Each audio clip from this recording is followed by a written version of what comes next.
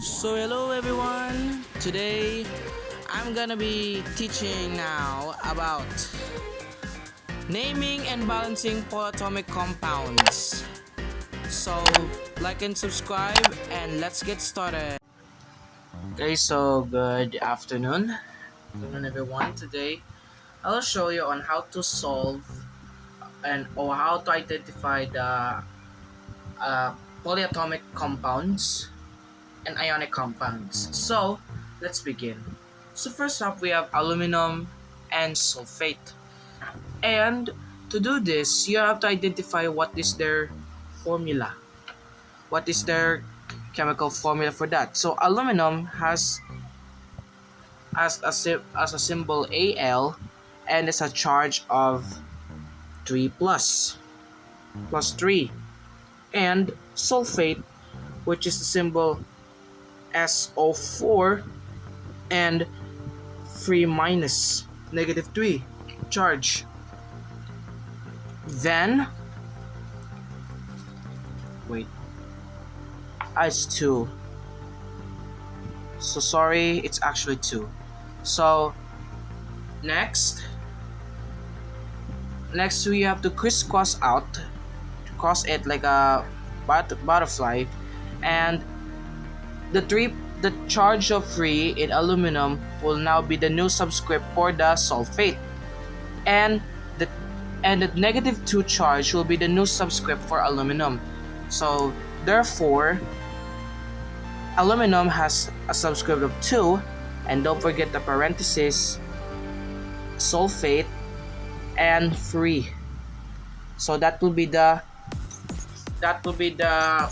chemical formula for aluminum sulfate. Next, we have to balance the equation. So to balance it, okay,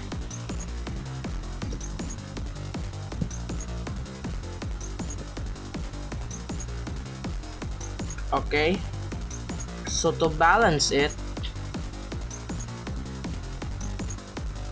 okay, so identify how many atoms are there in these following equations. How many atoms are there in this equation? So in this formula, aluminum has two atoms, so you wrote 2 on aluminum. Okay, lagyan mo ng 2 sa aluminum because aluminum has 2 atoms in aluminum sulfate. Next, in sulfate, it has 3. Don't follow this 4, okay? Turungan ko pa. So don't follow this 4 because this is a subscript for oxygen. So this will be the subscript for the sulfate. Okay? So the sulfate has 3 atoms. So you wrote 3 on the sulfate. So the answer we can balance the equation. We successfully balanced the equation and our answer will be 2 aluminum atoms and 3 sulfate compound. Next, we have potassium and permanganate. So the potassium permanganate, so identify what is the formula for what is the symbol for potassium, which is K, and permanganate, which is MnO4.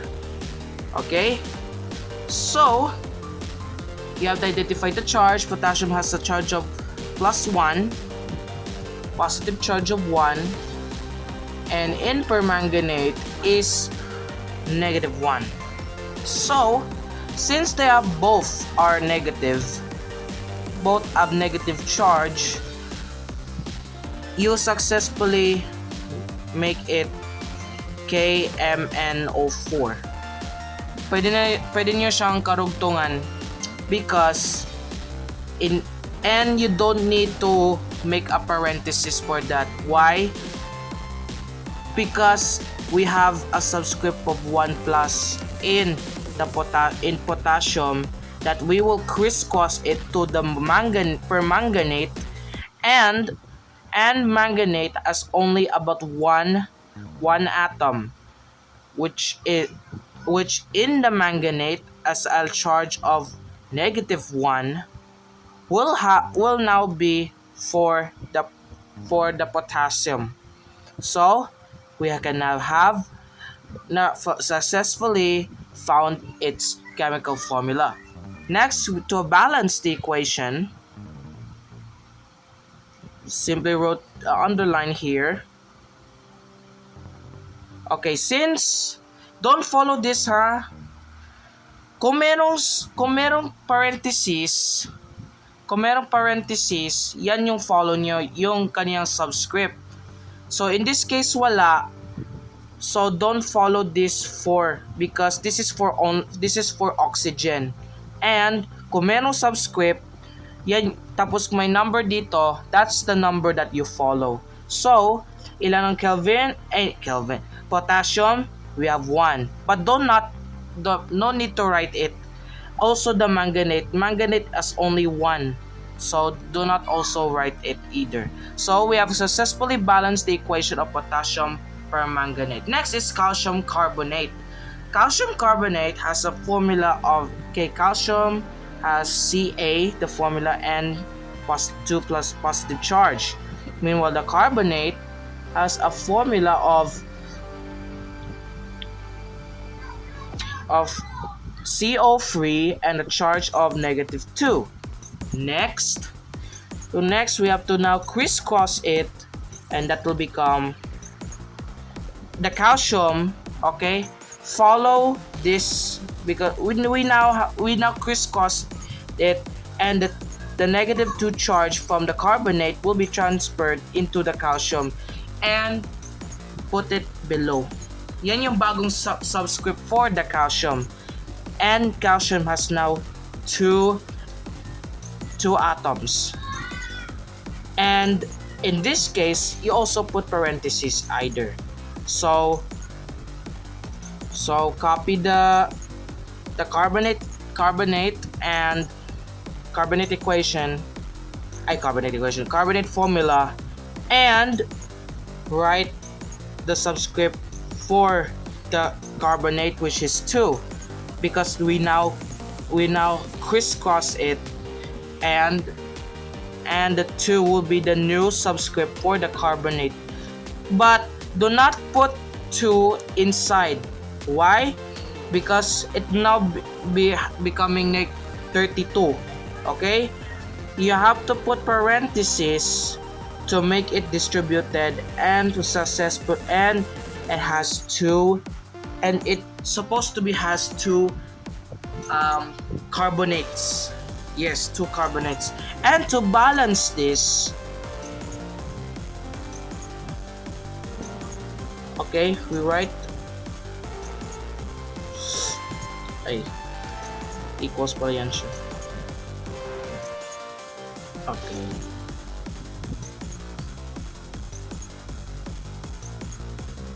Okay, so we have to balance this, and calcium has two atoms, so you write 2 here, whereas the carbonate also has two atoms of carbonate, so you also put 2 here.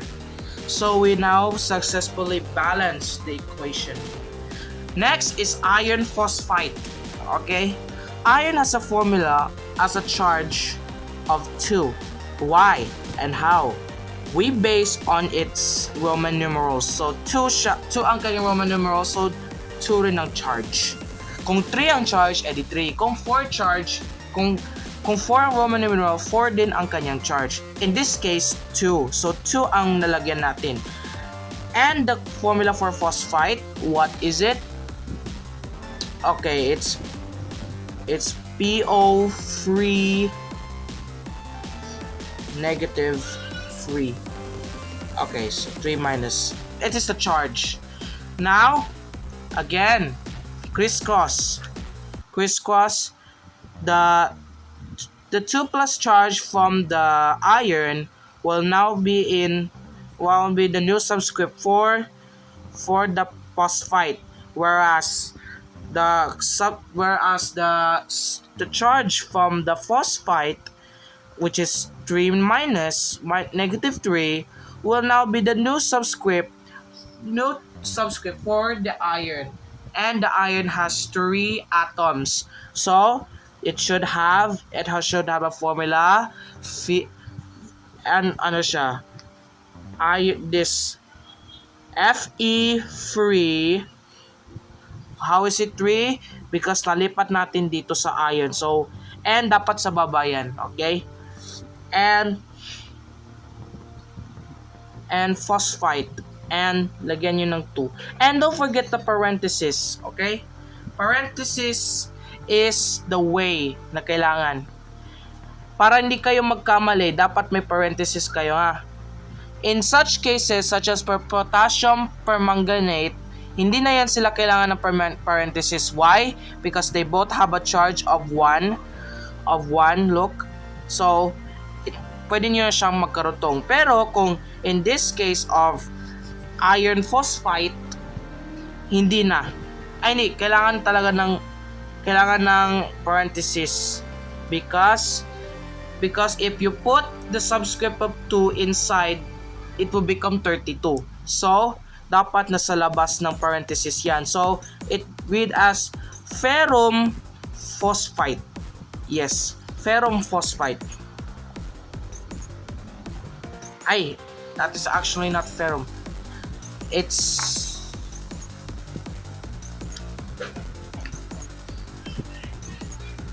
okay, it's ferrous. It's ferrous phosphite.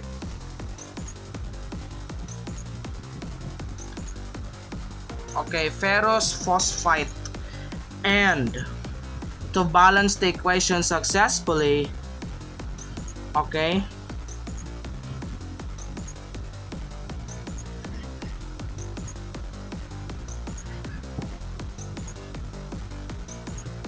so count how many atoms in ferrum,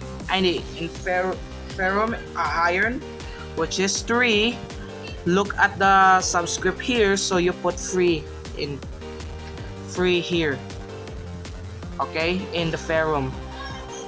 Ma'am, okay, the teacher will be providing you some, underlines for to balance the equation. And the phosphite here has 2, and 2 ang lagyan dyan.